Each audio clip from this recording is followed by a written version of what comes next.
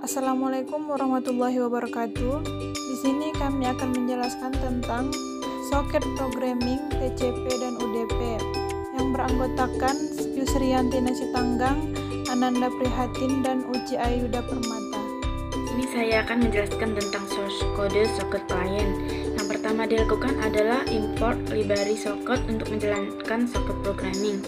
Setelah itu, kita deklarasikan beberapa variabel yang diperlukan, yaitu server name dan server port. Kedua nilai ini digunakan untuk pengalamatan komunikasi yang tepat. Lalu, membuat prosedur untuk pengiriman pesan. Prosedur seperti ini, kita melakukan encoding pesan, lalu mengirimkan pesan tersebut. Selain pesan yang telah di-encoding, kita juga menghitung pesan yang akan dikirimkan lalu di-encoding dan dikirimkan juga ke server. Selanjutnya, klien melakukan input data banyaknya pesan yang akan dikirimkan pada variabel n.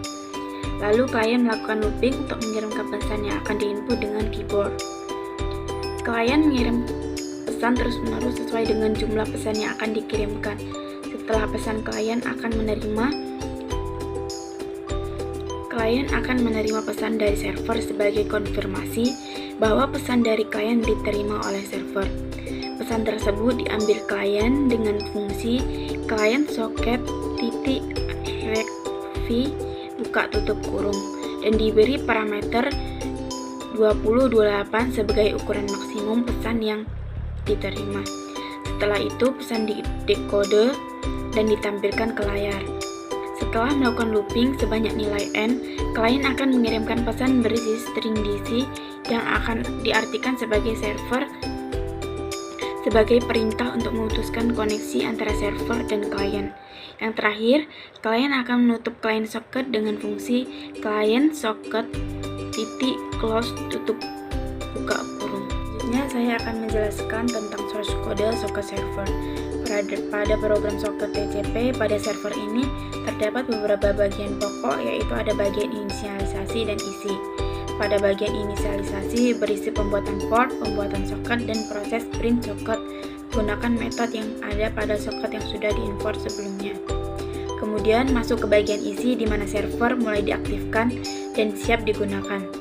Pada program soket TCP ini terdapat penggunaan metode lisan yang digunakan untuk mengaktifkan soket dan metode accept untuk menangkap koneksi dari klien. Jadi sebelum terjadi pengirim dan penerimaan pesan untuk terlebih dahulu terhubung melalui kedua metode ini. Hal ini dikarenakan TCP adalah protokol berbasis koneksi. Lalu penerimaan pesan menggunakan metode TCP dan untuk mengirimkan pesan menggunakan metode send. Terakhir, untuk menutup koneksi dengan klien menggunakan metode close. Baiklah, selanjutnya untuk source kode UDP, bagian klien UDP diawali dengan mengimport library socket dan melakukan inisialisasi dan pendefinisian server name dan server port.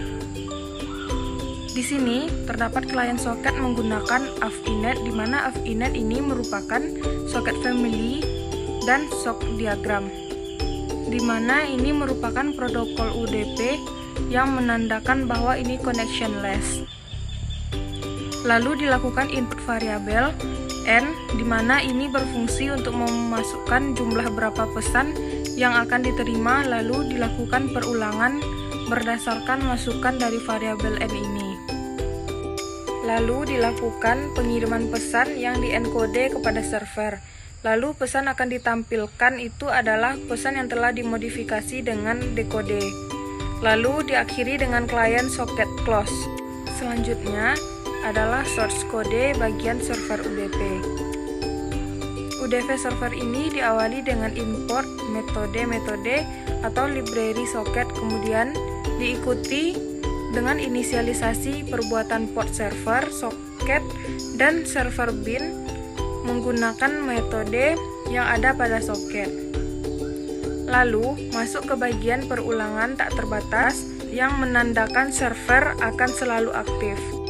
Server UDP ini menerima message atau pesan dari klien menggunakan metode recform dengan menggunakan client address karena pada UDP tidak menggunakan koneksi, jadi akan langsung mengambil alamat dari kliennya. Server juga dapat mengirimkan pesan ke klien menggunakan metode send to.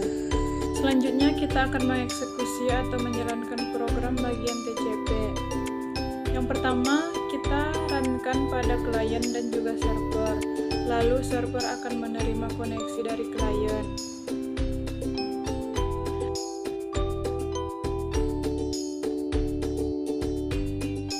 Dan selanjutnya menjalankan program UDP. Di sini server sudah siap menerima pesan, dan di bagian klien kita masukkan jumlah anggota kelompok. Lalu kita ketikkan nama dan name hingga selesai, dan pesan akan siap diterima oleh server.